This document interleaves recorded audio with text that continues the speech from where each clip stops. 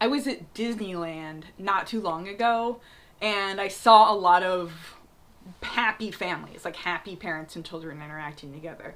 But every once in a while, a kid would do something. There's lots of parents and kids together. I don't have kids, so I don't like see as much parent and kid interactions, but I got to see a lot there. And there was sort of an agreed upon, like, sometimes a kid would do something weird that the parent didn't really like or want. And the parent would kind of, like, work with the kid. How about we don't do that? Or, oh, you want to sit down and cry about the fact that you didn't get candy, so, like, let's talk this through, kind of thing. But there was this agreed upon, like, code of, and the parents would even look around and roll their eyes like, oh my god, my kid's doing this thing. That this kid was a entirely different being that was not, even though it's actually genetically related, like it's a small copy of the parents, which your dog isn't. In my point, your dog's an entirely different species. There was this agreed upon, like, you do your best to manage your kid and work with your kid, and if obviously something like grossly odd or abnormal or malfunctioning is happening, then you would be like frowned upon. But for the most part, it was just, okay, this is a person that is not me and has a different idea of how things work or agenda than I do. And there was this agreed upon, like, oh, that's okay if your kid throws her, self down in the middle of the walkway. We'll all just like giggle about it or just be like, oh yeah, kids, and then go on with our lives.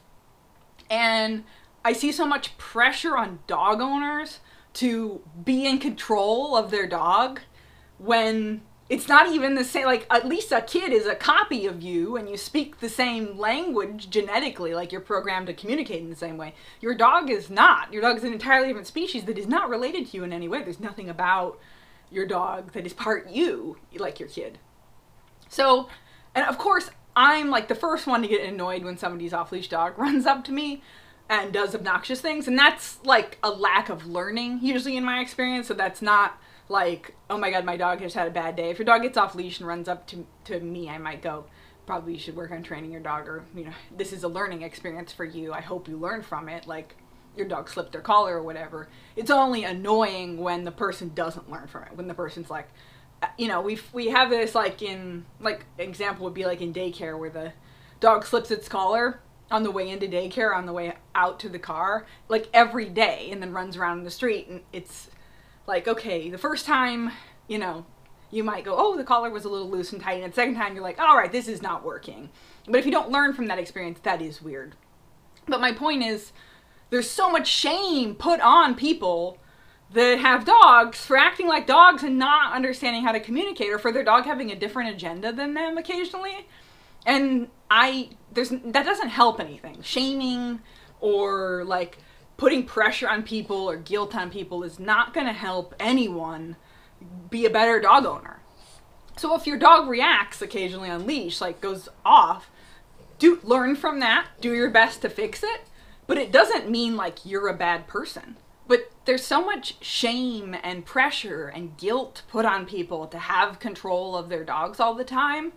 And if you're not learning from it, that's one thing. But, if your dog occasionally misbehaves, acts like a dog, like barks or jumps on somebody or whatever, or occasionally has a different agenda than you, there's no benefit to shaming you or putting a bunch of guilt on you because you don't know how to speak dog very well, or your dog hasn't done this and you haven't learned from this experience, or the resources available to you on how to handle this experience totally suck. Even a trainer that you're paying for in a lot of situations is not helping you, or is just not at all empathetic to your plight.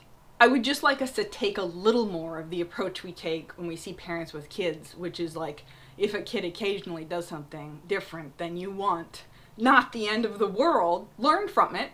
Try to learn how to better the situation so that both of you get what you want and enjoy yourself without, again, being super manipulative. But it's the same concept with dogs, which is, hey man, if your dog barks occasionally or whatever, like, don't beat yourself up about it. It's not going to do anybody any good. Learn from the experience, and then as best you can, as best as available to you, and then go on from that. And if you've done stuff in the past because you had crap resources, there's no reason to feel guilty or bad about that either. Learn from the experience. Like, let it slide off and learn from the experience.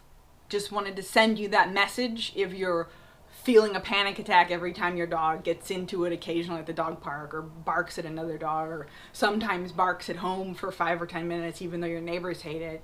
There's no reason to shame yourself. Learn from the experience and do something with it. Build a better relationship with your dog, or a better life for you that is less worrisome and shame-free. But don't hate on yourself for it.